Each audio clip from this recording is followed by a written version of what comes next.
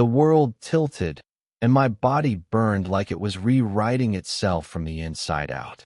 I stumbled against the brick wall of the alley behind the diner, gasping as my vision swam with colors that shouldn't exist. By the time I realized I was no longer just Lucas Reed, 25-year-old barista, but an omega in a world that labeled people by scent and instinct, it was too late to run. Seattle's autumn air stung my lungs as I staggered out of the alley, my senses overwhelmed by the sudden sharpness of everything.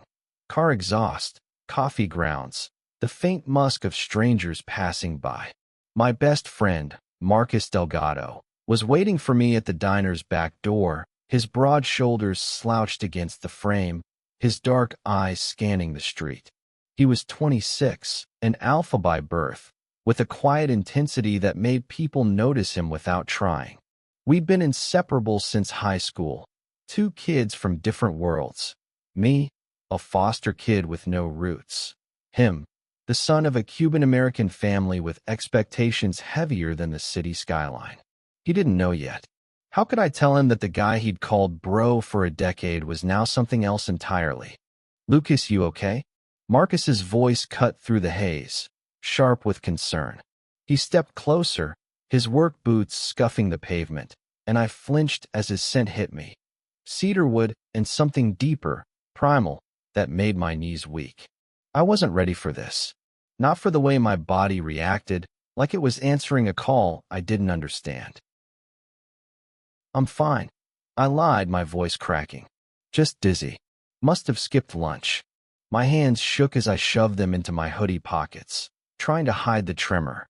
Marcus's brow furrowed, and I knew he wasn't buying it. He never did when I tried to brush him off. "Bullshit," he said, closing the distance between us. His hand hovered near my arm, like he was afraid to touch me. "You look like you're about to pass out. What's going on?" I wanted to tell him. I wanted to scream that my entire existence had just flipped upside down, that I'd gone from being a regular guy to an omega overnight, my body betraying me with urges I couldn't control. But the words stuck in my throat. In this world, alphas and omegas weren't just labels, they were destinies. Alphas led, protected, claimed. Omegas submitted, bonded, bore children. The thought made my stomach churn, not because I hated it, but because I didn't. Not when I looked at Marcus.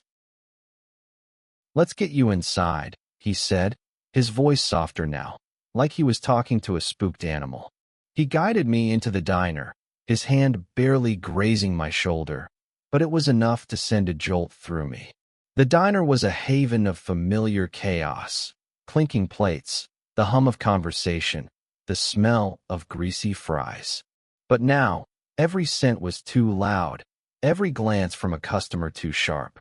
I slid into a booth in the corner, and Marcus sat across from me, his dark eyes searching my face. "Talk to me, Lucas," he said, leaning forward. "You're freaking me out." I swallowed hard, my mouth dry. "Something's wrong with me," I whispered. "I don't know how to explain it." His jaw tightened, and for a moment, I thought he'd push harder. But then his expression softened, and he reached across the table, his fingers brushing mine. "Whatever it is, we'll figure it out. Together. Like always." That was the problem. Together had always meant late-night video games, shared beers, and stupid bets over who could eat more hot wings. Now, together felt like a tightrope, and I was one misstep from falling into something I couldn't come back from. The diner's fluorescent lights buzzed overhead as I tried to steady my breathing. Marcus didn't push, but his presence was a weight, grounding and terrifying all at once.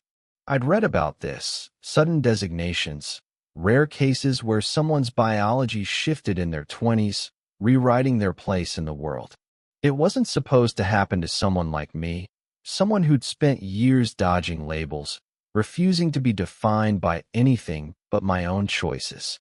Yet here I was, drowning in instincts that weren't mine an hour ago. "You're not eating," Marcus said, nodding at the untouched fries he'd ordered for us. His voice was calm, but his eyes were sharp, like he was piecing together a puzzle I didn't want him to solve. Not hungry, I muttered, pushing the plate toward him. My skin felt too tight, my pulse too loud. Every time Marcus shifted in his seat, his scent hit me again, and I had to grip the edge of the table to keep from leaning toward him. This wasn't me. I didn't want to be some omega cliché, pining for an alpha like a character in a bad romance novel. But my body didn't care what I wanted. The bell above the diner door chimed, and a group of alphas walked in.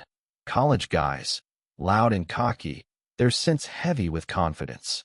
One of them glanced my way, his nostrils flaring, and I froze. He knew. I could see it in the way his eyes lingered, predatory and curious, like I was something to be claimed. Marcus noticed too. His shoulders stiffened, and he shifted slightly, angling his body toward me like a shield. "Ignore them," he said under his breath, but there was an edge to his voice, a low growl that sent a shiver down my spine. I'd never heard him sound like that before. Protective, possessive. It should have scared me, but it didn't. It felt right. "I need to get out of here," I said, standing abruptly. The room spun, and Marcus was on his feet in an instant, steadying me with a hand on my elbow. "Not alone," he said firmly. "I'm coming with you." We slipped out the back door, the cool night air a relief against my feverish skin. The alley was quiet, just the hum of the city in the distance and the rustle of leaves skittering across the pavement. Marcus didn't let go of my arm, and I didn't pull away. Not yet. "Lucas," he said, his voice low, almost a whisper. "You're scaring me. Tell me what's wrong." I turned to face him, my heart pounding so hard I thought it might crack my ribs. His face was inches from mine, his dark eyes searching, worried, and something else, something that made my breath catch. I couldn't lie to him anymore. Not when he was looking at me like that.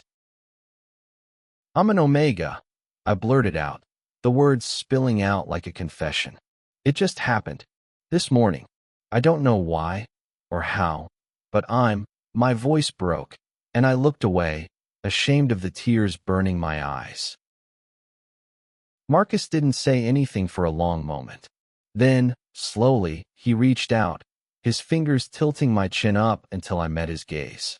"Okay," he said simply, like I'd just told him I'd lost my keys. "So you're an omega? That doesn't change who you are." But it did. It changed everything. And the worst part? The part one couldn't say out loud? I didn't want it to change how he saw me, but I wanted him to see me. Really see me. Not as his bro, his best friend, but as something more. Something I was too afraid to name. The walk to my apartment was a blur. Marcus stayed close, his presence a steady anchor as my senses rioted. Every sound was too loud, every smell too intense. By the time we reached my cramped studio in Capitol Hill, I was shaking again, my body caught in some kind of feedback loop of panic and need. Marcus followed me inside without asking, locking the door behind us. "Sit," he said, pointing to the sagging couch in the corner. I obeyed, too exhausted to argue. He disappeared into my tiny kitchen, returning with a glass of water and a damp dish towel.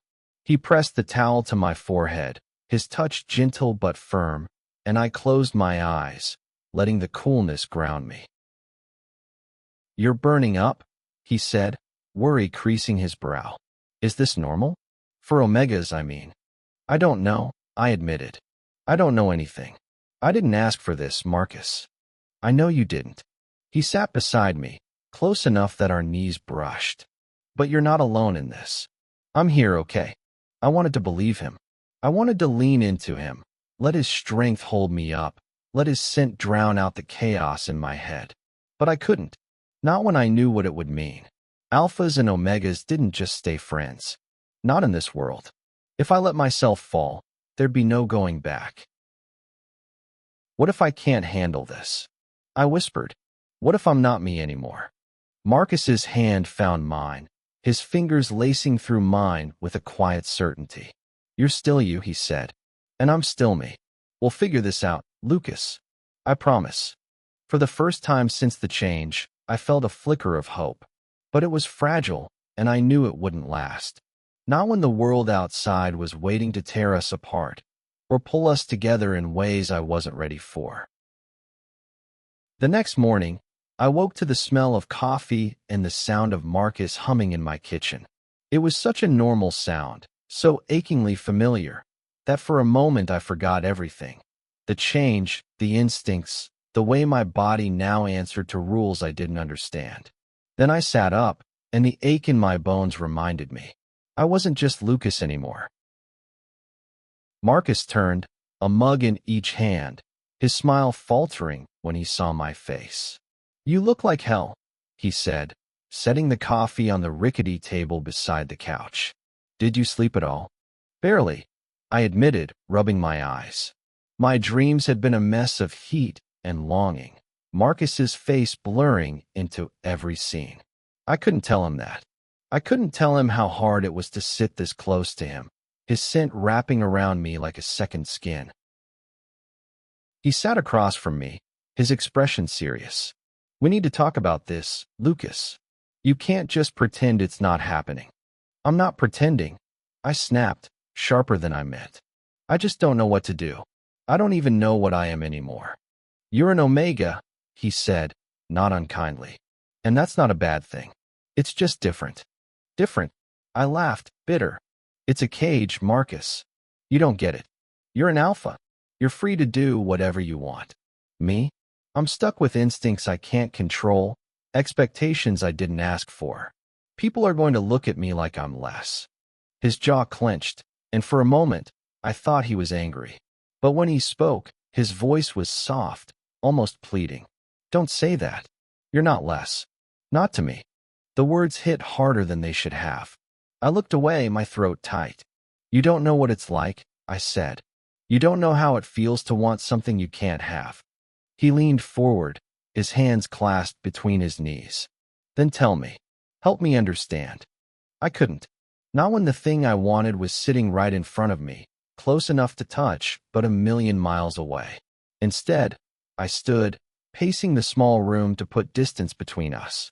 "I need to figure this out on my own," I said. I can't do this with you here." Marcus's face fell, but he didn't argue. He stood, grabbing his jacket from the back of the couch. "I'll give you space," he said. "But I'm not going anywhere, Lucas. Call me when you're ready." He left, and the silence he left behind was deafening. I sank onto the couch, burying my face in my hands. I wanted to be angry, at him, at myself, at the world, but all I felt was empty. The next few days were a blur of avoidance. I called in sick to the diner, ignored Marcus's texts, and stayed holed up in my apartment, trying to make sense of my new reality. The internet was no help. Endless forums and articles about omega biology, mating bonds, and societal roles that made my skin crawl. I wasn't ready to be someone's mate, someone's omega. But my body had other ideas, waking me in the middle of the night with feverish dreams and a longing I couldn't shake. On the fourth day, I couldn't take it anymore. I needed answers, not just about what I was, but about what it meant for me and Marcus. I dragged myself to the library, hoping for something, anything, that could explain why this had happened to me. The Seattle Central Library was a maze of glass and steel, its quiet halls a stark contrast to the chaos in my head. I found a corner with a stack of medical journals and started digging. Most of what I found was clinical, detached. Late onset designation was rare, triggered by stress or trauma, but the why was less clear than the what. Omegas were wired for connection, for bonding, their bodies built to respond to alphas in ways that defied logic. The more I read, the more I realized I couldn't fight this alone. I needed Marcus, not just as a friend, but as someone who could anchor me in a world that felt like it was slipping away. I was halfway through a dense article on pheromone compatibility when a shadow fell over the table. I looked up to find a woman standing there, maybe 30, with sharp green eyes and a no-nonsense vibe. Her scent marked her as an alpha, but it was softer, less aggressive than the guys at the diner. "You're new to this, aren't you?" she said, her voice low but not unkind. She slid into the chair across from me without asking, her leather jacket creaking. "I'm Riley. I've seen that look before. Fresh Omega, no clue what's happening." I bristled, but her bluntness was oddly comforting. "Is it that obvious?" I asked. She smirked. "Only to someone who's been there. I presented late too. Beta one day, alpha the next. It's a mindfuck, isn't it?" I nodded, unsure what to say. Riley leaned back, studying me. "You got someone helping you through this? An alpha, maybe?" My thoughts went to Marcus, and I felt my face heat up. "Yeah, my best friend. He's trying." "Good," she said. "You're gonna need him. But a word of advice? Don't let the world tell you what you're supposed to be. Omega doesn't mean weak. It means you've got power, just in a different way." Her words stuck with me long after she left, a lifeline in the storm. I didn't want to be defined by my designation, but I couldn't deny it either. And Marcus, he was part of this, whether I liked it or not. That night, I texted Marcus. Just 2 words, "Come over." He was at my door in less than an hour, his hair damp from the rain, his eyes searching mine for answers I wasn't sure I had. "I'm sorry," I said as he stepped inside. "I didn't mean to shut you out. I needed time." "I get it," he said, his voice soft. "But you don't have to do this alone, Lucas. I'm here. Whatever you need." What I needed was him. Not just his support, his friendship, but him. The realization hit me like a freight train, and I couldn't look away from him, from the way his damp shirt clung to his shoulders, the way his scent filled the room. My body reacted before my brain could catch up, a wave of heat washing over me, urging me closer. "Marcus," I said, my voice barely a whisper. What if this changes everything?" He stepped closer, his hand brushing my cheek, his touch electric. "Maybe it's supposed to," he said. "Maybe it's time we stopped pretending." And then he kissed me. It was soft at first, tentative, like he was giving me a chance to pull away. But I didn't. I couldn't. I kissed him back, pouring every ounce of fear, longing, and hope into it. And for the first time since the change, I felt whole. The kiss lingered, a quiet explosion that rewrote the rules of our world. Marcus's hands cupped my face, his touch grounding me even as my heart raced. When we finally pulled apart, his forehead rested against mine, his breath warm and uneven. "Lucas," he whispered, "are you sure?" I wasn't. Not entirely. But I nodded, because the alternative, pushing him away, pretending this wasn't real, was unthinkable. "I'm sure," I said, my voice steadier than I felt. "But I'm scared, Marcus. It's a lot." He pulled back just enough to look at me, his dark eyes fierce with something I couldn't name. "I'm scared too," he admitted. "But I've wanted this for longer than I can say. Omega or not, you're still you. And I'm not going anywhere." His words were a lifeline, but they didn't erase the doubts clawing at me. What did it mean to be an Omega with Marcus? Would I lose myself in him, in the instincts that demanded I surrender? Or could I find a way to be both, myself and his? The next few weeks were a tightrope walk between bliss and fear. Marcus was careful, never pushing, but his presence was a constant reminder of what we could be. We spent evenings on my couch, talking about everything and nothing, our hands brushing, our laughter filling the gaps where words failed. But the world outside my apartment wasn't as forgiving. Seattle was progressive, sure, but it wasn't a bubble. Alphas at the diner stared too long, their scents sharp with interest. Customers whispered, their eyes flicking to my neck, searching for a bond mark that wasn't there. I felt exposed, like my new identity was a neon sign I couldn't turn off. Marcus noticed. Of course he did. He started walking me to and from work, his presence a silent warning to anyone who got too close. It should have felt suffocating, but it didn't. It felt safe. Still, I couldn't shake the fear that I was leaning too hard into him, that I was becoming the omega everyone expected me to be.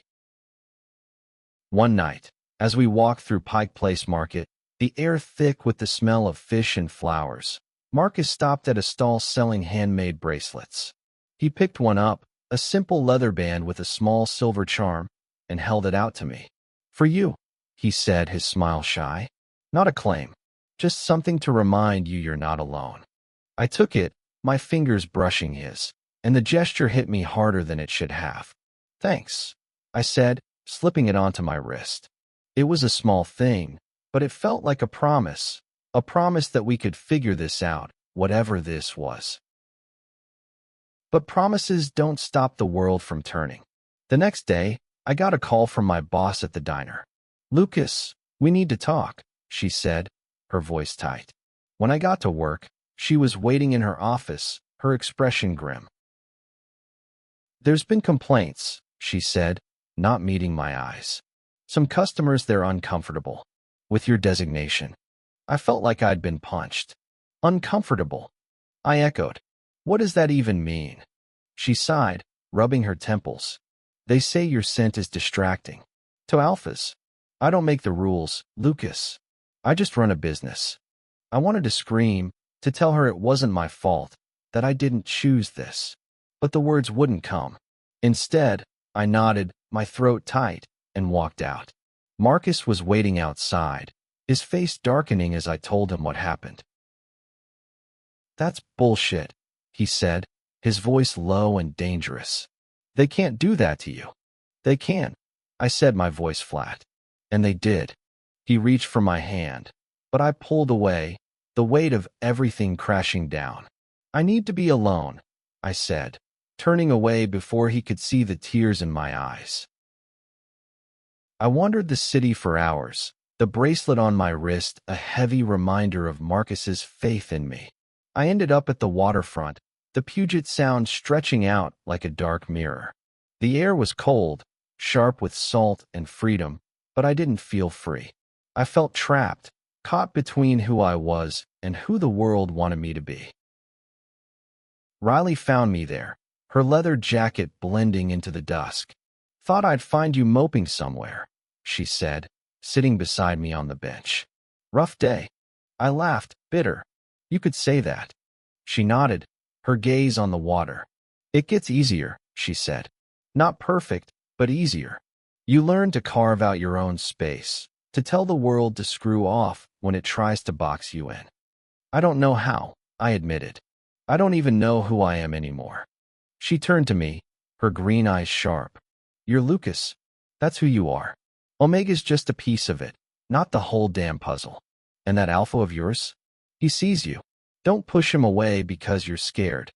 Her words echoed Marcus's, and they hurt because they were true. I was pushing him away, not because I didn't want him, but because I wanted him too much. I was afraid of losing myself in him, but maybe I was already losing myself by running. When I got back to my apartment, Marcus was there, sitting on the steps outside. He stood when he saw me, his face a mix of worry and relief. "I was about to break down your door," he said, trying for a smile. "I'm sorry," I said, my voice breaking. "I'm so damn scared, Marcus. I don't know how to do this." He stepped closer, his hands finding mine. "Then let me help," he said. "Let me in, Lucas. Please." I didn't pull away this time.